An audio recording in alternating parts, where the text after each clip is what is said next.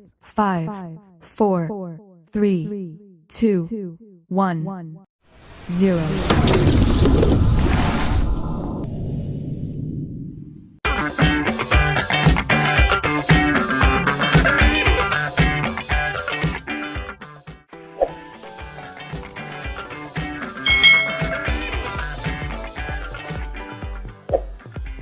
Hai, selamat datang di channel YouTube Kak Citra.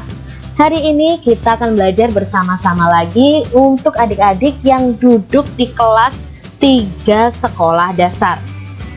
Hari ini kita akan belajar di mata pelajaran tematik tema 1, subtema 1, pembelajaran yang kelima. Nah, sebelum belajar ke sini, kalian ingat kembali, apakah kalian sudah melihat video Kak Citra yang pembahasan pembelajaran 1 sampai 4? Kalau belum, cus kalian lihat dulu adik-adik, supaya kalian lebih memahami apa yang Kak Citra sampaikan.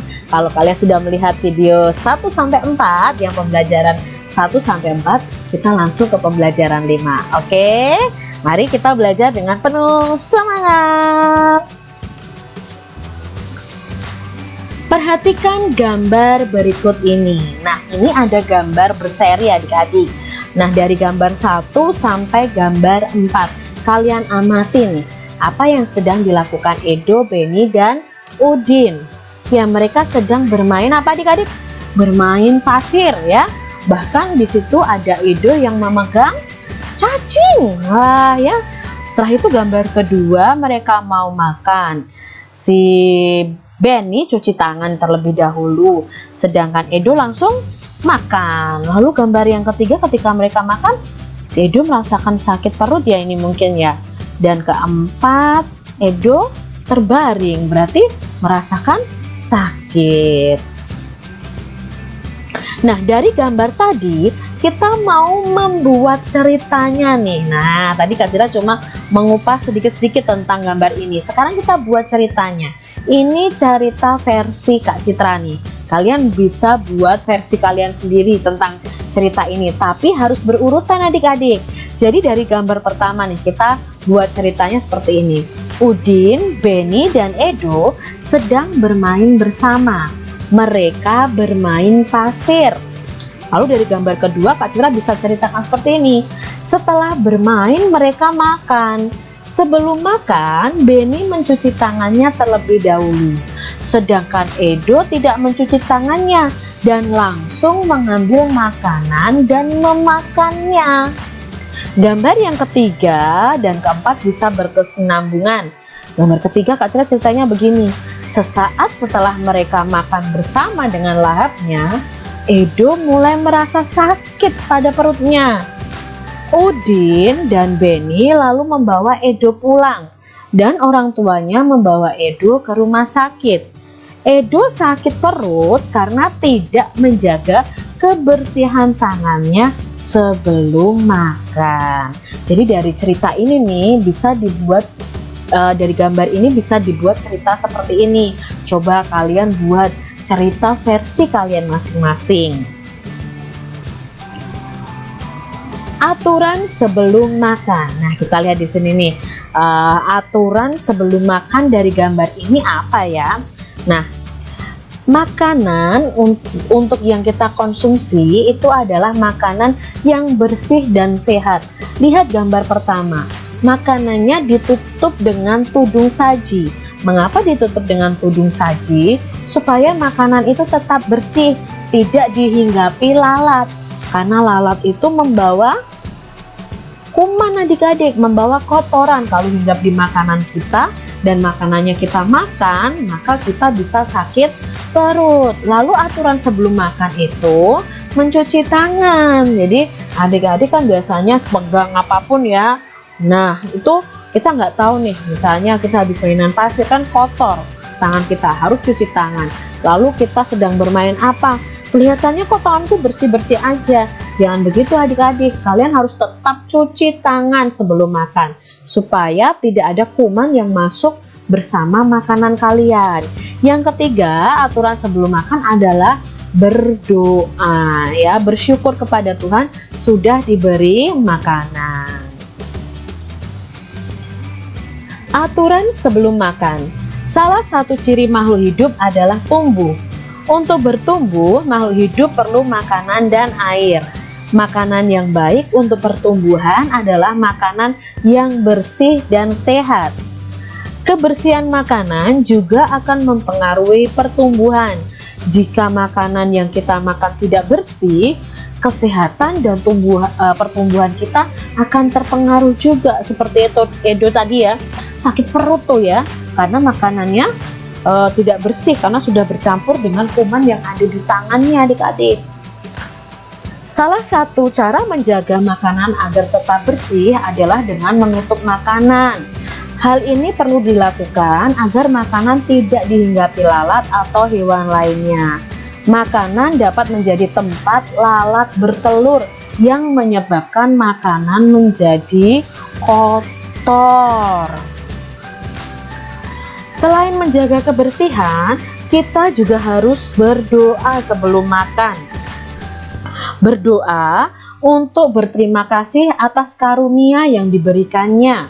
Maka sesuai kebutuhan, makan sesuai kebutuhan, menjaga kebersihan makanan, serta berdoa sebelum dan sesudah makan merupakan contoh sikap bersyukur. Jadi makannya harus sesuai kebutuhan. Jangan ambil makan banyak setelah itu tidak dihabiskan. Nah, harus sesuai dengan kebutuhan kita ya. Makanlah yang cukup. Jaga kebersihan makanan juga. Berdoa sebelum dan sesudah makan. Itu cara kita bersyukur atas berkat yang Tuhan berikan kepada kita. Sikap bersyukur merupakan pengamalan sila pertama Pancasila, yaitu ketuhanan yang Maha Esa. Jika kita sudah makan sesuai kebutuhan, menjaga kebersihan, serta berdoa sebelum dan sesudah makan, berarti kita sudah melaksanakan sila pertama Pancasila. Jadi kalau kalian ini bersyukur kepada Tuhan, berarti kalian menerapkan pengamalan sila pertama Pancasila yang bunyinya ketuhanan yang Maha Esa. Ayo, ingat simbolnya apa sila pertama? Ya, simbolnya adalah bintang. Berdoa juga menunjukkan sikap berterima kasih kepada Tuhan. Selalu berdoa sebelum dan sesudah melakukan kegiatan juga merupakan contoh pengamalan sila pertama Pancasila. Jadi ini ada hubungannya antara kita dengan Tuhan, berarti itu menerapkan sila pertama Pancasila. Perhatikan gambar ini adik-adik. Nah, ini ada gambar sapi. Lalu sapi itu diperah menghasilkan apa adik-adik?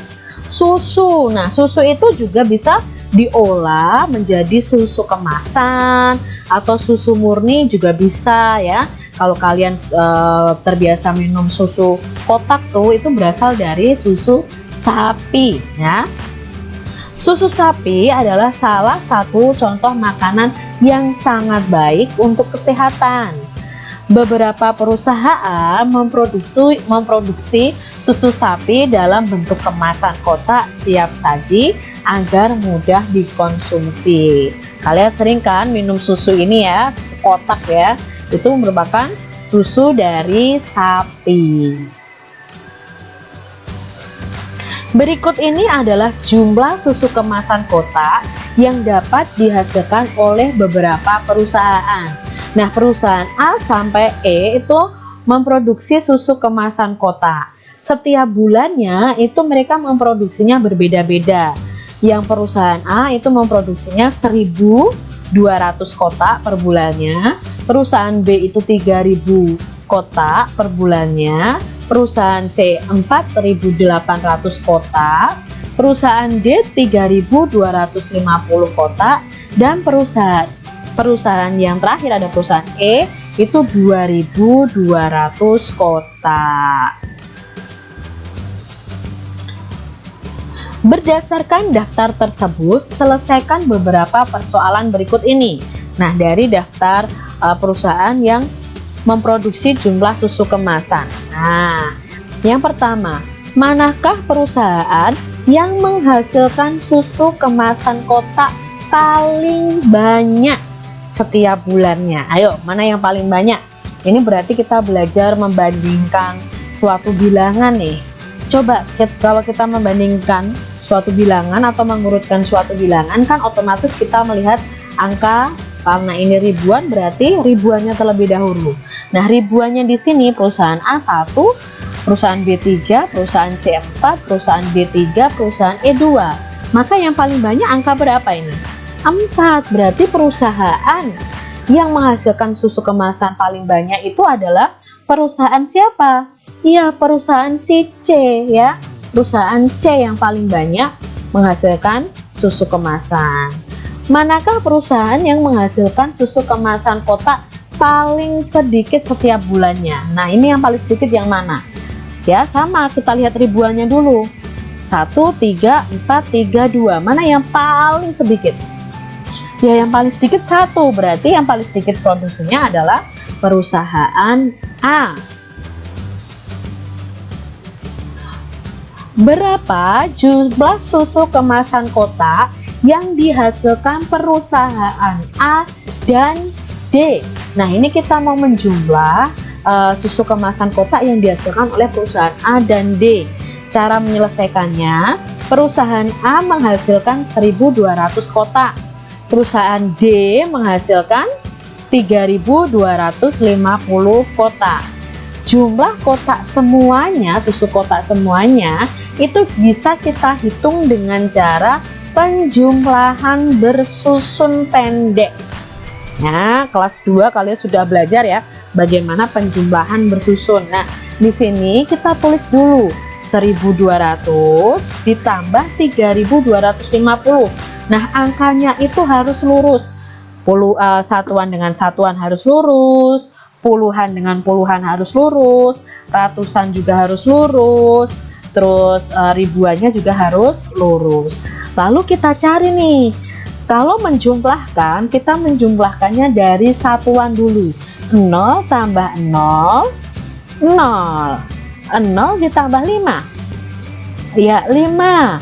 2 tambah 2 adik-adik, berapa 2 tambah 2? Ya, 2 tambah 2 ada 4. Lalu 1 tambah 3 ada berapa adik-adik? 1 tambah 3? Iya, 4. Berarti jumlahnya adalah 4.450. Jadi jumlah susu kemasan kotak yang dihasilkan perusahaan A dan D ada 4.450. Nah, masih ada soal berikutnya. Berapa jumlah susu kemasan kotak yang dihasilkan perusahaan B dan E? Nah, yuk cara menyelesaikannya. Perusahaan B menghasilkan 3.000 kotak. Perusahaan E menghasilkan 2.200 kotak. Jumlah susu kotak semuanya kita buat penjumlahannya 3.000 ditambah 2.200. Yuk kita jumlahkan dari satuannya. 0 tambah 0, 0. 0 tambah 0, 0. 0 tambah 2, 2. Lalu 3 ditambah 2, 5.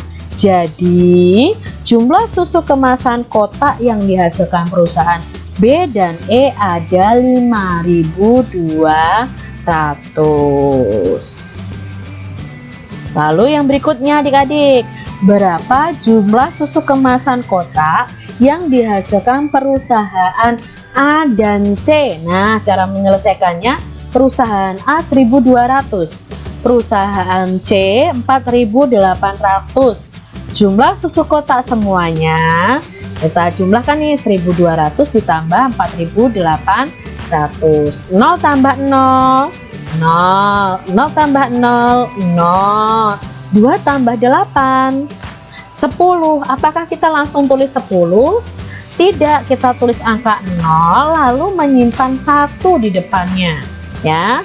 Lalu 1 ini kita jumlahkan, 1 tambah 1, 2. 2 tambah 4, 6. Jadi jawabnya 6.000 jumlahnya. Lalu kita tulis kesimpulannya. Jadi jumlah susu kemasan kotak yang dihasilkan perusahaan A dan C ada 6.000 kotak. Gitu adik-adik, mudah bukan? Nah, demikian tadi adik-adik pembahasan kita untuk pelajaran tematik di kelas 3 sekolah dasar, khususnya di tema 1, subtema 1 pembelajaran yang kelima. Sampai jumpa kembali di video pembelajaran Kak Citra selanjutnya. Tuhan memberkati. Jangan lupa tekan tombol subscribe, lalu tekan loncengnya, tekan juga tombol like, lalu share ke media sosial kalian. Jangan lupa untuk ikuti media sosial Kak Citra. Terima kasih.